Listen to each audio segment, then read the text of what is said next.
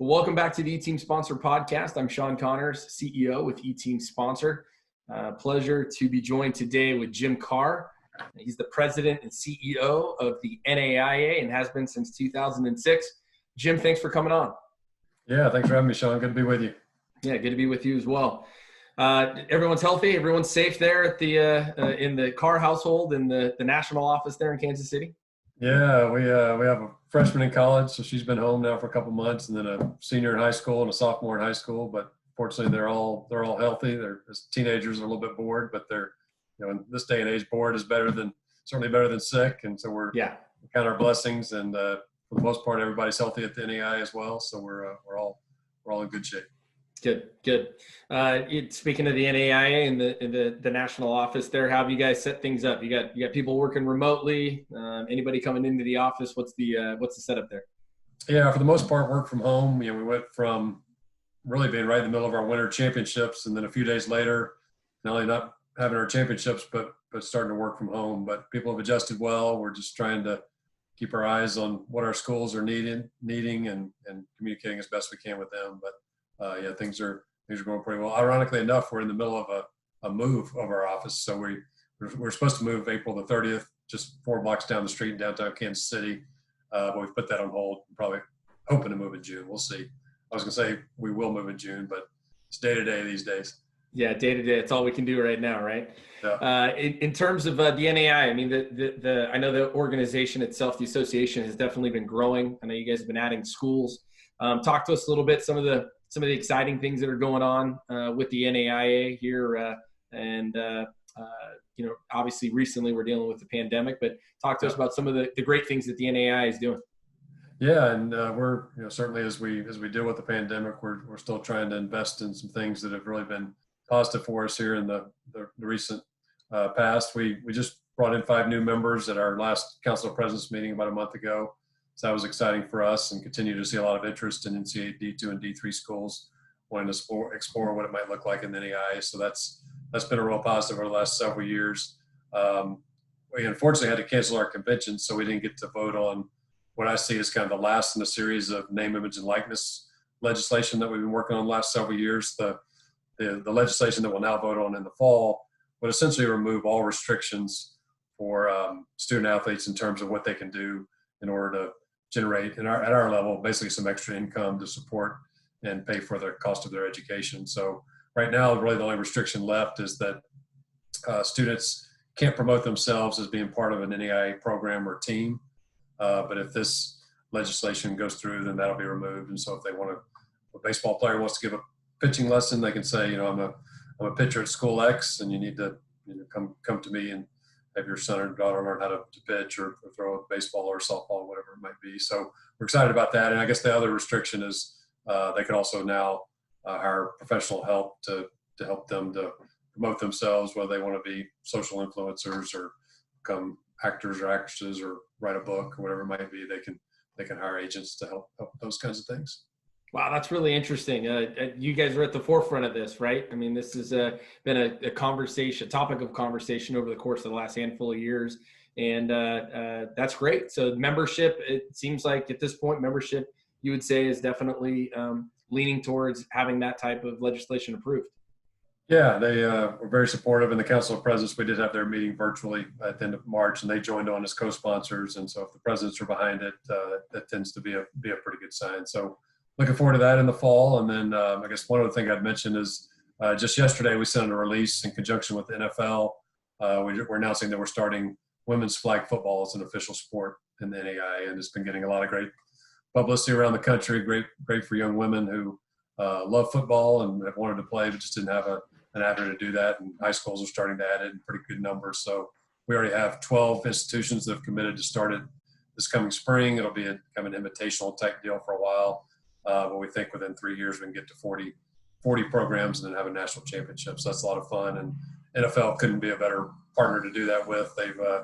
They've provided some resources, given our schools stipends to get it started. As they call it, it's football for all. It's kind of their tagline that goes along with that. So that's another exciting development and something that sets us apart. Very exciting. Jim, what was the impetus for that? Well, I'll give the credit to Mike Higgins and Austin Bennett, 2 great staff members of ours. They we're meeting with our football coaches down at the AFCA meetings back in January, and we have a partner through NCSA. You're probably familiar with them, one of our corporate partners that does a lot of in the recruiting space. They also happen to run youth flag football for the NFL. So Izell Reese at Reigning Champs is the company name. Got us together with Troy Vincent and some other folks from the NFL. And they also offered the same opportunity to the NCAA, but the NCAA had a much longer runway in terms of their process to get new sports going. And we said, if there's some resources behind it, we think we can get it up and running this coming year. And so they were excited about that. We're off and running. Wow, that's great. Well, that'll be a perfect segue to my next question. Now, we talk a lot about here at eTeam Sponsor providing opportunity and how athletics can unlock opportunity for student athletes, coaches, and their experiences that they have. Take us down, your personal path, if you can, Jim. Tell us about how athletics has unlocked opportunity for you. Yeah, I was like a lot of kids growing up. I loved playing sports and was an okay athlete. I wouldn't say I was a great athlete, but ended up playing high school basketball in a program in Gulfport, Mississippi, where I grew up. That was very competitive, and we won a state championship. And so then I ended up getting a chance to go on and play in college, and played at a small school in Jackson, Mississippi, Millsaps College. And really for me, I knew I loved sports, and I was majoring in business and just thought I would go into the business sector. But fortunately for me, my mom, of all people, ran into somebody whose daughter was at UMass in their sport management program. And this was, just, I guess, give an indication of how old I am. It was 1988, and I'd never even heard of such a thing. But of course now they're everywhere. But I fortunately was able to go to UMass and coach women's basketball while I got a master's degree. And then you and I talked off air about my first job out of school was at UNLV. So really, I just sort of parlayed my love for sports into a profession. I just sort of, as a side note, I remember my grandfather when I first started at UNLV asking me when I was going to give up all this sports stuff and get a real job. And I guess I've been able to turn it into a real job for at least the last 30 years or so. And so it's been a lot of fun. That's great. That's great. Well, we got to go to the UNLV. Got to go to that. I mean, you were there probably, again, not to date you, but you were there during the Jerry Tarkanian years in the basketball department. What was it like to be around the athletic department during those times? Yeah, just sort of total coincidence, but I was there at the pinnacle of UNLV basketball. Won the national championship my first year there, beat Duke in the finals, and then Duke beat the undefeated team the next year in the semifinals.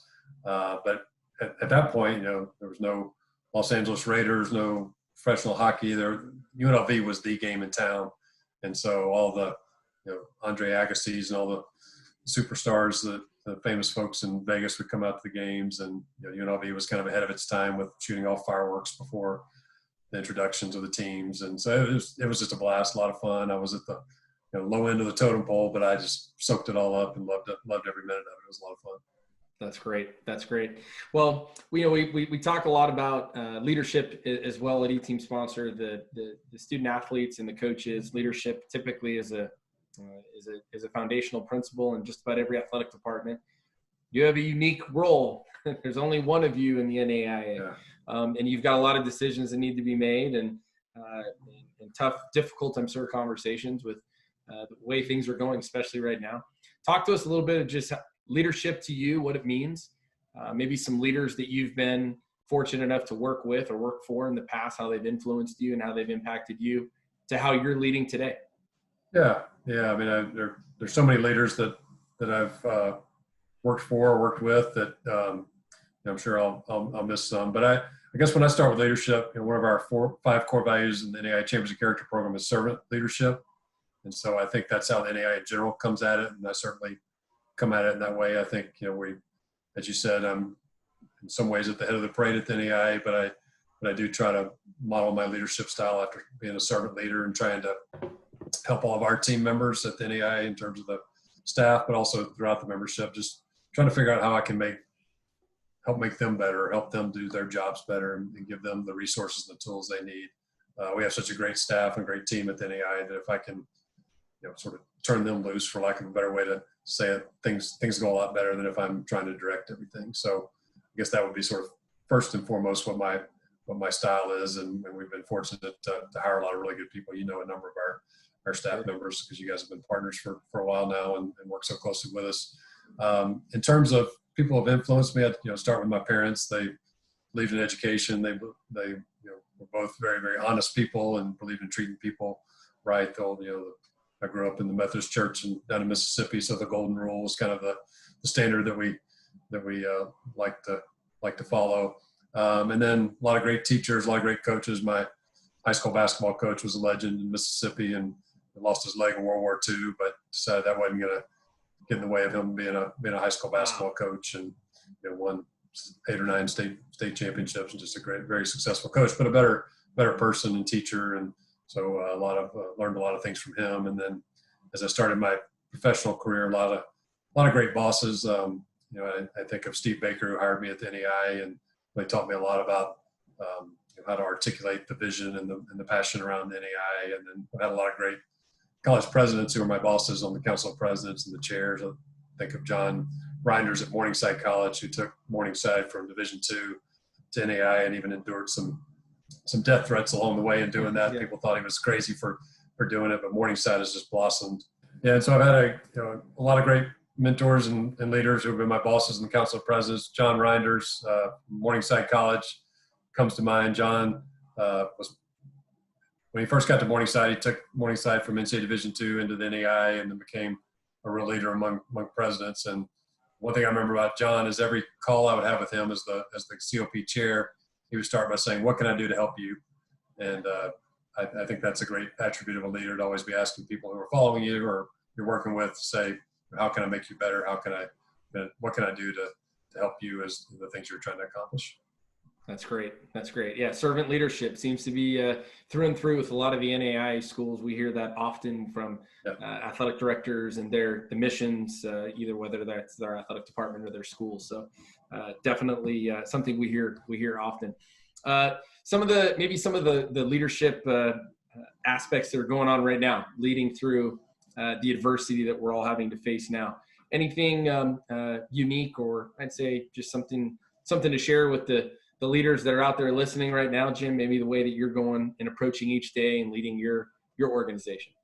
Yeah, I mean, a couple of things come to mind. I think one that I do pretty well, and one that I'm always working to improve on. And the first is to really be a good listener. We have so many constituents out there in the NAIA, from the 250 schools, presidents, ADs, conference commissioners, but then of course our most important constituent group are our student athletes, and as well as coaches. And so really just trying to understand things through their lens. They're the ones we're trying to help, and trying to help position the NAIA to be resources for them. And so we've taken a lot of time. We've done surveys, but we've also divided up our staff and had them call our ADs. I've called a large number of presidents, and really just trying to understand their pain points, understand where they see opportunities, and understand how they're going through this thing. And then the second is taking all that information and make sure we're communicating out to our membership in the best way possible. And that's where sometimes I think I fall short. I think I can be a good communicator, but I'd always stop and take the time to think about, okay, who needs to know this?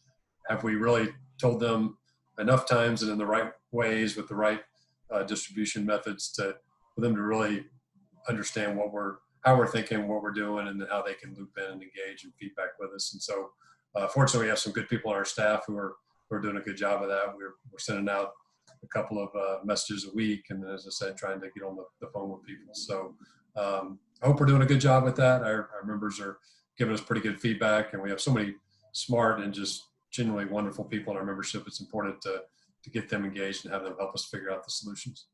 Nice. Knowing that there is a lot to communicate right now, and I'm sure it's done daily or multiple times a day from your perch. What is I guess a message that you guys are communicating right now of relevance, looking towards decision making here over the course of the next handful of weeks, months leading into the fall?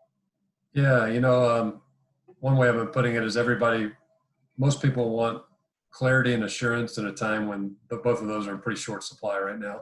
And so it's really, as I was just saying, trying to help people understand how we're thinking about it, how we're going about it.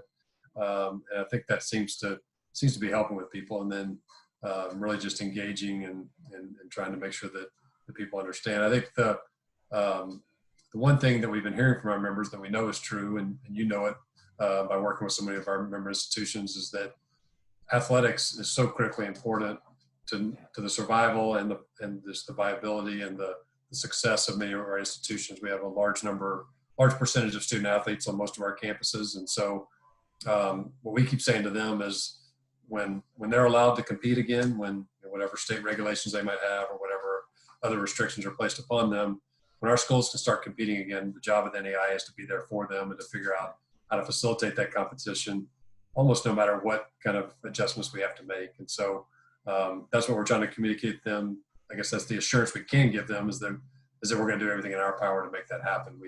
Some things are outside of our control. We can't, certainly can't do anything about that. But when they can start competing, we want to be there. When they can start competing, Jim, what's the number one thing you're looking forward to seeing the most? This may sound a little corny, but I think the smiles on student athletes' faces. When I go out to championships, that's really my primary time to engage with our student athletes. It's just awesome to see how much fun they're having, how much they enjoy being together, what it means to be a teammate. And certainly at the competition, we might see some tears and some other emotions when teams lose. But it's just that pure passion and emotion and whether it's joy or sadness from knowing it's your final game, that's what I'll look forward to seeing. Awesome. We appreciate you sharing those words, and I think we always like to have a little fun on the podcast. So we'll jump into getting to know Kansas City a little bit more, where the NAIA is obviously headquartered.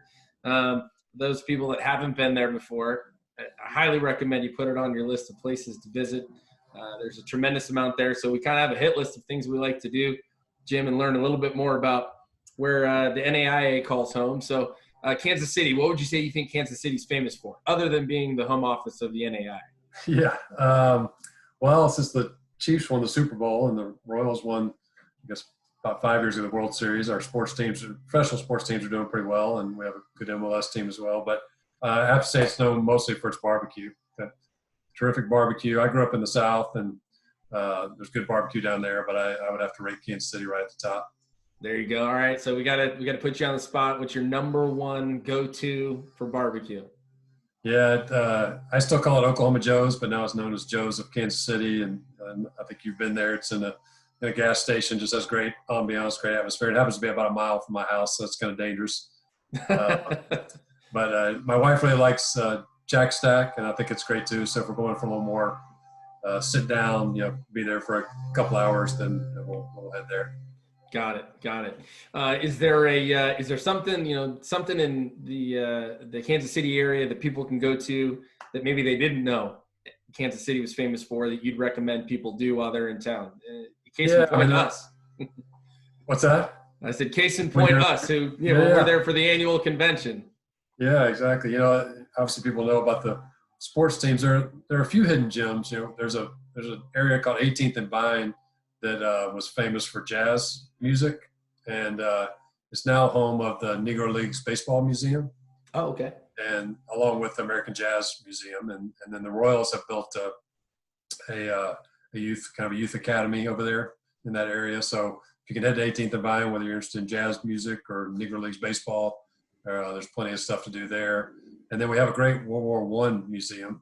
I think World War II tends to get most of the attention and recognition, but I've been there 3 times and still haven't seen everything. So people are interested in history and those kinds of things. That's pretty fascinating as well.